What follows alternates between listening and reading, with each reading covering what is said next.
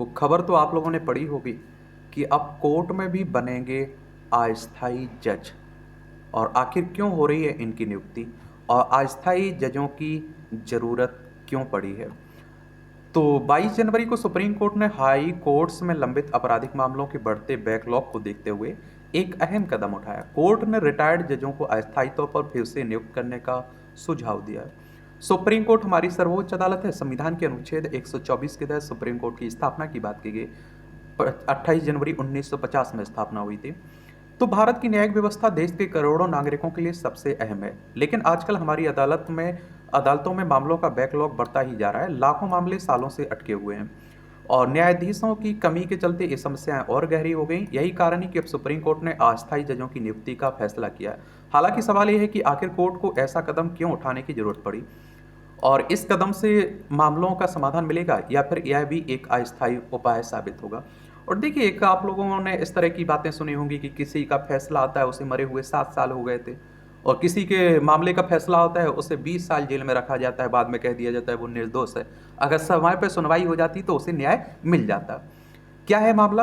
तो 22 जनवरी को supreme court ने हाई कोर्ट्स में लंबित आपराधिक मामलों के बढ़ते बैकलॉग को देखते हुए एक अहम कदम उठाते हुए रिटायर्ड जजों को अस्थायी तौर पर नियुक्त करने का सुझाव दिया है। भारतीय संविधान के अनुच्छेद 224 ए के तहत हाई कोर्ट के मुख्य न्यायाधीश को राष्ट्रपति की अनुमति से रिटायर्ड जजों को फिर से न्यायाधीश के रूप में नियुक्त करने का अधिकार है। हालांकि यह प्रावधान बहुत कम इस्तेमाल हुआ है, लेकिन इसके लिए एक पूरी प्रक्रिया तय की गई है जिस पर सुप्रीम कोर्ट पहले भी विचार कर चुका है। सुप्रीम कोर्ट ने मंगलवार को यह भी कहा है कि साल 2021 में जो फैसला लिया गया था उसमें बदलाव की जरूरत है। उस फैसले में यह कहा गया था कि अस्थायी जजों की नियुक्ति कुछ खास हालत में ही की जा सकती है। अब सुप्रीम कोर्ट चाहता है कि इस प्रक्रिया को थोड़ा लचीला किया जाए ताकि ज्यादा मामलों को जल्दी सुलझाया जा सके, जो पेंडिंग में केस पड़े हुए उनका समाधान हो।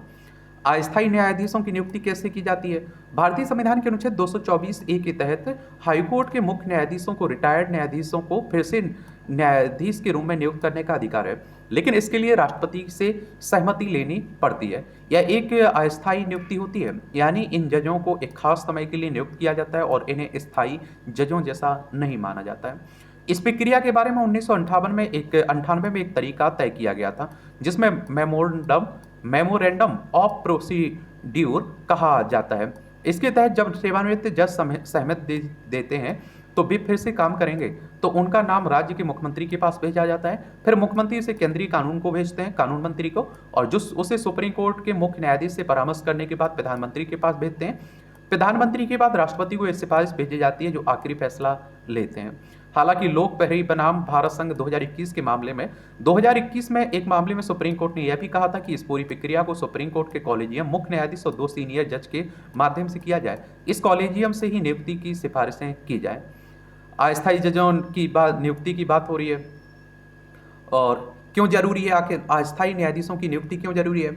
तो लंबित मामलों में संख्या लगातार बढ़ रही है। अस्थायी जजों से इस बैकलॉग को जल्दी निपटाया जा सकता है। कई हाईकोर्ट में जजों की रिक्तियां हैं जिन्हें भरने में समय लगता है। ऐसे में अस्थायी जजों की नियुक्ति से यह कमी पूरी की जा सकती है। सेवानिवृत्त जजों के पास पहले से ही अनुभव और ज्ञान होता है जो केसों के समाधान में मदद करता है। अस्थायी जजों की नियुक्ति से मामलों में को जल्दी सुलझाया जा सकता है जिससे न्याय प्रक्रिया में तेजी आएगी। जब जजों की संख्या बढ़ेगी तो ज्यादा लोगों को समय पर न्याय मिलेगा जिससे न्यायपालिका पर दबाव कम होगा। अस्थायी न्यायाधीशों की नियुक्ति कब की जा सकती है?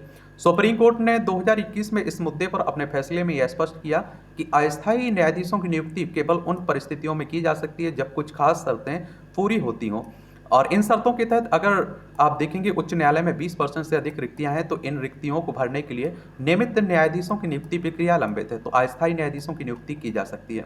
इसके अलावा सुप्रीम कोर्ट ने अभी कहा था कि जब लंबित मामलों का 10% से अधिक हिस्सा 5 साल से अधिक पुराना है तो ऐसे मामलों के निपटारे के लिए अस्थायी न्यायाधीशों की नियुक्ति पर विचार किया जा सकता है।